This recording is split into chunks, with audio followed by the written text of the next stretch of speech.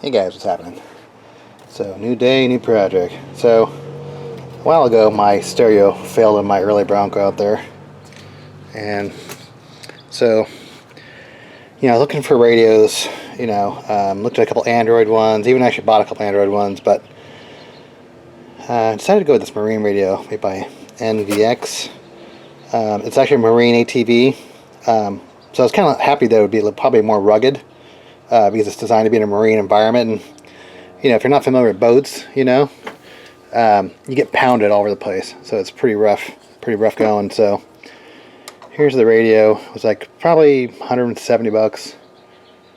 Not the cheapest radio, but for me, because I have a front and rear and a sub, I have a 6-channel or 5-channel amp. I needed the different zones, and they're all fed by RCA cables, so you have multiple zones. So typically in a boat, so depending on the size of the boat, you might have different zones. So yeah, this thing actually has video out. It connects with Bluetooth and stuff. It's color screen. It's cool because it's small. And my idea, I looked at a lot of different radios. Double din, and like I had to totally redo my dash. So I'll show you that. But I CNC'd it played out, not full CNC'd, but I used one of my CNC machines to cut out these holes right here. And so I can fit the radio here. Then I'm also redoing the gauge cluster too. I'm redoing the button switches.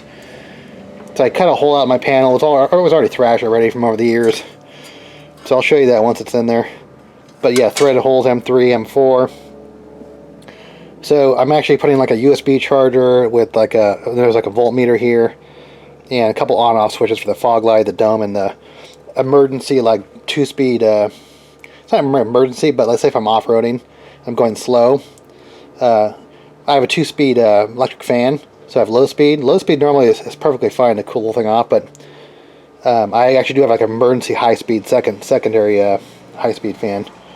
Well, it's the same fan, but it's, Alright, so let me get this installed. It's just a basic radio. Not, where's the connector?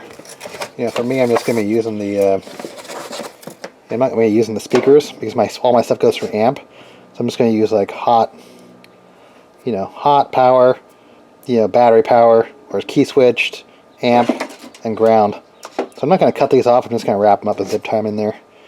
Because since my thing's already wired, it should be a pretty fast connection.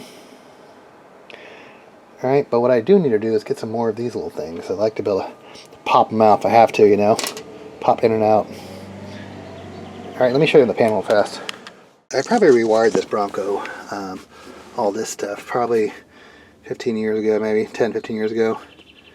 But I'm going through and I'm just reconnecting everything, better connectors, labeling everything for the gauge switches.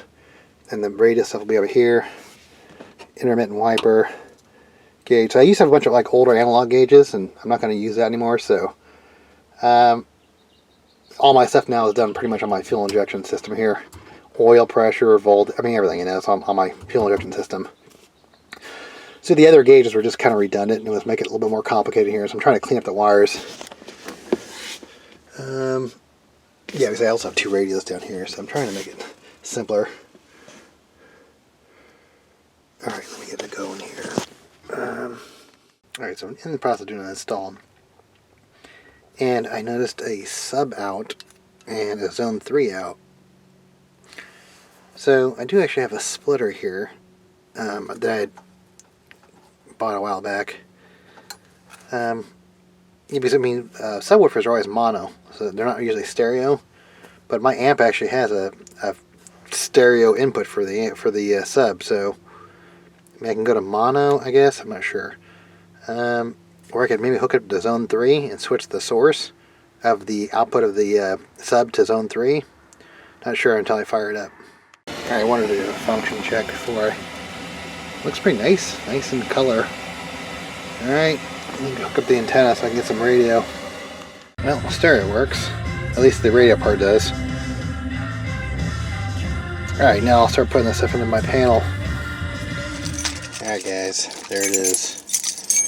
So, just getting the thing ready for the next off-roading season. So, I already have this USB port on there. So that feeds the USB to the radio here. But yeah, I have like my dome fan, fog lights, CB, ham radio, my phone holder. So this is actually a USB. I'll put a link down below if you want to list if you want to take a look at it. So I have voltmeter. So I got rid of my old gauges that kind of I never really looked at. They were kind of redundant for this. This is a fast charger, so it's a, what's it called? A 4.5 amp, so it's a super fast charger. Still gonna have to dial in the settings, but so since I had to redo the dash anyways, it's like, why am I going to be stuck into one like a single DIN radio? So I'd much rather have a marine radio or an ATV radio, because it's much more rugged, waterproof. Not water, I mean, it's not like submerge proof, but it's what's it, like IP65 or 66 rating? I can't remember.